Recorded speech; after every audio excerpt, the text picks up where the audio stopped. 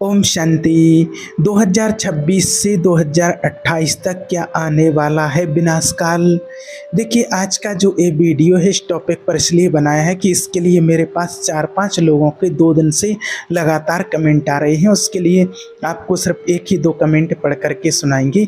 एक रागिनी करके बहन है, रागिनी गोयल, इन्होंने लिखा है, ओम शांति भाई जी, मेरा मन बहुत विचलित है।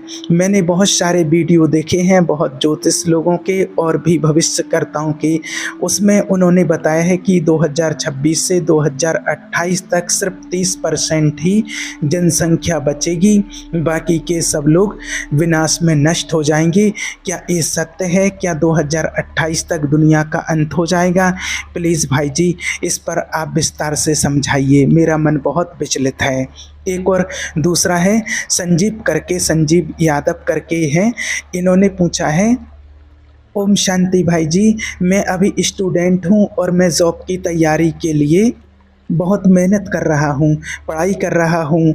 और जब मैं कुछ ऐसे वीडियो देखता हूँ कि 2028 से 30 तक सृष्टि का विनाश हो जाएगा, तो मन विचलित हो जाता है कि पढ़ाई करें या भगवान का ध्यान करें, क्या करें, नाम जप करें। इसमें मन बहुत विचलित हो जाता है। तो क्या वास्तव में 2030 तक दुनिया का अंत हो जाएगा? प्लीज़ हमें विस्तार से समझाइए। तो देखिए, आज इस तरह की और भी लोगों के कमेंट आते रहते हैं। तो आपको एक बात बताएं कि हाँ, आज दुनिया की हालतों को देखते हुए बहुत से भविष्यकर्ता और भविष्यवाणियाँ कहने लगे हैं कि 2028-30 तक दुनिया में बहुत बड़ी प्रलय आने वाली है। और भविष्य मल्लिका में भी लिखा हुआ है, आप सभी ने इसकी भी भविष्यवाणी सुनी ही होगी। और बहुत सारे मैंने भी कुछ वीडियो देखे हैं, श्री देवकीनंदन ठाकुर जी जो महाराज जी हैं, उन्होंने और भी कई भविष्यकर्ताओं से मैंने भी सुना हुआ है कि 2028 तक सिर्फ 30% ही आबादी रह जाएगी, बाकी का सब नष्ट हो जाएगा। तो देखिए, आप लोगों को बताएं कि हाँ, दुनिया का परिवर्तन तो ज़रूर होना है, निश्चित है, और बहुत समय नज़दीक है। लेकिन 2028 तक संपूर्ण परिवर्तन नहीं होगा दुनिया का। हाँ, कुछ हलचल होगी, आपदाएं आएंगी। हाँ, समझो कि कुछ छटनी होना शुरू हो जाएगा। और आज वर्तमान समय में देख ही रहे हैं कि इतना जो हाहाकार मच रहा है, कहीं पानी की वजह से, कहीं किसी न किसी कारण से। तो ये तो होता ही रहेगा और ये होगा ही। कोरोना काल में भी हम ऐसी स्थिति में देख चुके हैं, वो भी एक रूप ऐसा आया था। और अभी आने वाले समय में और भी ये सारी चीज़ें, आपदाएं आनी ही हैं, कम नहीं होनी है, दिन प्रतिदिन बढ़ेंगी। ये सत्य है। ये हो क्यों रहा है उसका भी कारण आप लोगों को बता देते। क्यों परिवर्तन होना है दुनिया का? ये अत्याचार क्यों बढ़ रहा है? क्योंकि दुनिया में पाप बहुत बढ़ चुका है, अधर्म पर पहुंचा है, अधर्म अपनी चरम सीमा पर पहुंचा है। कैसे अधर्म चरम सीमा पर पहुंचा है, ये आप अपने अंदर झांक करके खुद देखें और अपने आस पड़ोस में देखें कि कितना अत्याचार हो रहा है, कितना पाप हो रहा है, कितना अधर्म हो रहा है, कितना लोग अति कर रहे हैं, अत्याचार कर रहे हैं। तो आज जीव जंतु पशु पक्षियों को मार करके, जिंदा जला करके खा रहे हैं। तो ये क्या है? ये अधर्म नहीं है क्या? और आज और गंदी दृष्टि, गंदी वृत्ति, गंदा सोच कितना लोगों का हो गया है, कितना अधर्म हो गया है। आज कितना अधर्म बढ़ता जा रहा है, पाप बिल्कुल चरम सीमा पर है। इसलिए देखो, जब अंत हो जाता है तो अधिकतर लोग तो, और कई लोग तो मुझे ये भी कमेंट करते हैं कि जल्दी विनाश हो जाए, क्योंकि चाहते हैं कि अधर्मियों का नाश हो, पापियों का नाश हो। आज ऐसी ऐसी छोटी बच्चियों के साथ भी ऐसी घटनाएं हो जाती हैं। ऐसी घटनाओं को देख करके और फिर उनको लगता है कि हम यहाँ पर क्यों जिंदा हैं अभी तक, ऐसे पापियों का नाश होना चाहिए। मेरे पास ऐसे कमेंट, कॉल, मैसेज आते रहते हैं। अभी कुछ ही दिन बाद एक मुंबई से एक बहन है, कोई उनका फ़ोन आया था, उनका नाम तो नहीं बता सकते हैं, और उन्होंने बताया कि उनकी बच्ची का मर्डर कर दिया है किसी ने, कोई लड़के ने। तो वो 5 साल से उनकी लड़की के पीछे पड़ा हुआ था। उन्होंने एक बार रिपोर्ट भी किया था जा कर के। और फिर क्या हुआ फिर भी वो लड़का नहीं माना, वो उससे शादी करना चाहता था, उसको ज़बरदस्ती करना चाहता था, लेकिन वो इस चीज़ के लिए तैयार नहीं थी, ना लड़की और ना माता पिता। तो उसने क्या किया, उसका मर्डर कर दिया। सोचिए अब उस माता पिता के दिल पर क्या बीतती होगी, क्या हुआ होगा उनके साथ। तो जब ऐसा अधर्म, इतना अत्याचार जब बढ़ता जाता, और ये तो आज एक कहानी है, ऐसे हजारों केस रोज हो रहे हैं। तो जब अधर्म बढ़ जाता है तो अति का अंत निश्चित होता है, और वो होना ही है, उसे कोई टाल नहीं सकता है, कोई रोक नहीं सकता है। जो जैसा कर्म करता है उसका दंड उसी के अनुसार उसको भोगना पड़ता है, ये निश्चित है।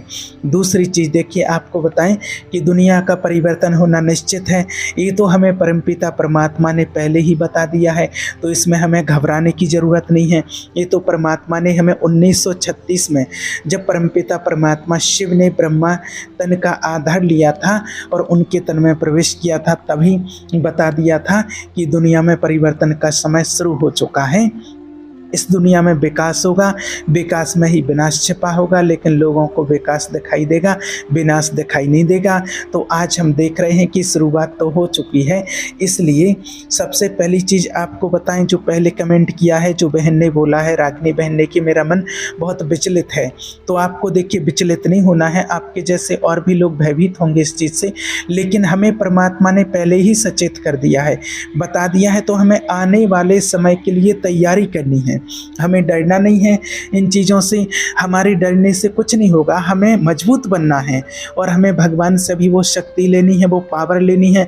आप परमात्मा की श्रीमत के अनुसार चलिए, अपने परिवार को ज्ञान योग परमात्मा का सिखलाइए, सबको मेडिटेशन करना सिखाइए, अच्छे कर्म करना सिखलाइए, अपनी फैमिली को सात्विक रखिए, पूरी फैमिली को सात्विक रखिए, और कोई भी हमारे परिवार का सदस्य कोई गलत काम ना करे, नहीं तो आने वाले समय में इन चीज़ों का जरूर दंड मिलेगा।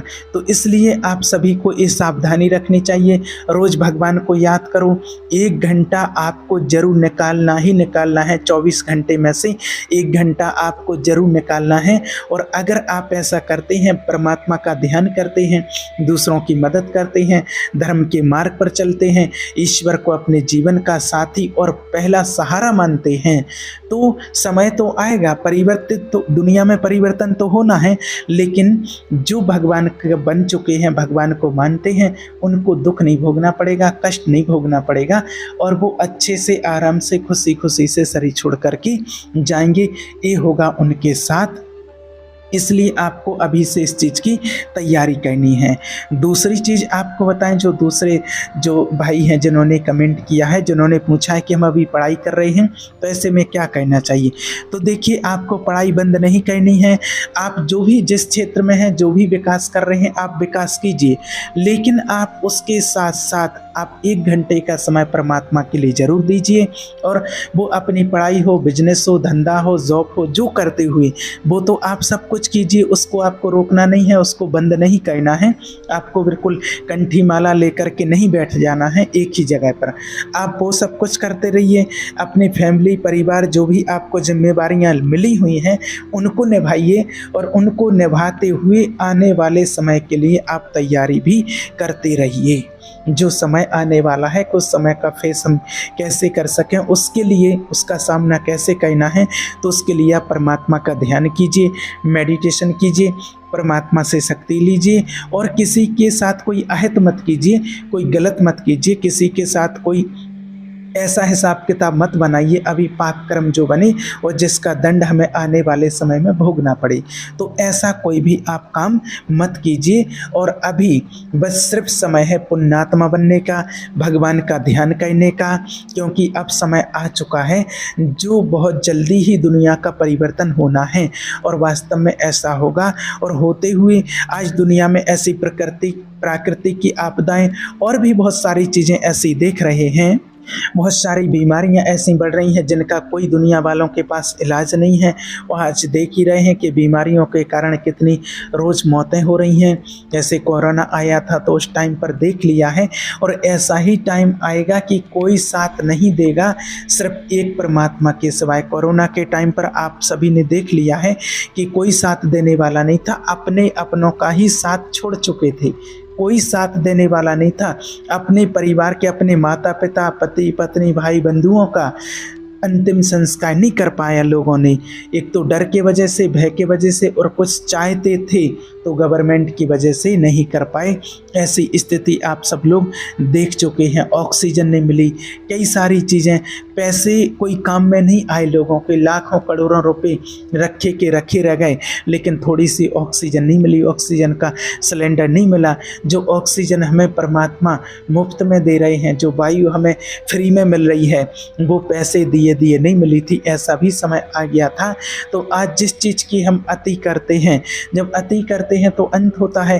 प्रकृति के पांचों तत्व जब प्रकोप मचाएंगे एक साथ, अभी एक प्रकोप मचाता है, कहीं पानी, कहीं अग्नि, कहीं कुछ, कहीं भूकंप आ जाता है, कहीं तूफान आ जाता है, तो सोचो कि दुनिया की हालत कैसे हो जाती है। तो जब पांचों तत्व प्रकृति के प्रकोप मचाएंगे तो दुनिया की हालत कैसी होगी। इसलिए हमें परमात्मा ने पहले ही सावधान किया है, सचेत किया है कि ये बात सत्य है कि आज दुनिया की हालत को देखते हुए और आने वाले समय में इस सृष्टि का महापरिवर्तन जरूर होना है, लेकिन उसके पहले हमें तैयार होना है। उसके पहले हमें तैयार होना है। जिस प्रकार से कोई पेपर आता है, एग्ज़ाम आता है, और एग्ज़ाम का पता होता है कि 1 साल बाद या 6 महीने बाद एग्ज़ाम आना है, तो हम घबराते नहीं हैं बल्कि उसकी तैयारी करते हैं। और घबराता वही है जो तैयारी ना करे, उसको डर लगता है। तो इसलिए हम तैयारी करें, सत्य के मार्ग पर चलें, ईश्वर को अपना साथी बना करके चलें और श्रीमत पर परमात्मा के अनुसार चलें, पुण्य कर्म करें, पुण्य आत्मा बने हम, तो हमें कोई भी डर और भय नहीं होगा। और जो तैयारी नहीं करता है, फैल भी वो होता है, डरता भी वो है, भयभीत भी वो होता है। जिसके से अगर कर्म रहेंगे तो वो भयभीत भी होगा, डरेगा भी, और वहाँ पर फैल भी होगा। इसलिए हमें भयभीत नहीं होना है, हमें पुरुषार्थ करना है, परमात्मा को याद करके हमें वो शक्ति, वो बल परमात्मा से भरना है। और हमें दूसरों का सहयोगी बनना है कि अगर किसी के ऊपर कोई मुसीबत आती है, हम अगर ज़रूरतमंदों की मदद करें तो ये बहुत अच्छा होगा, ये पुण्य का काम होगा।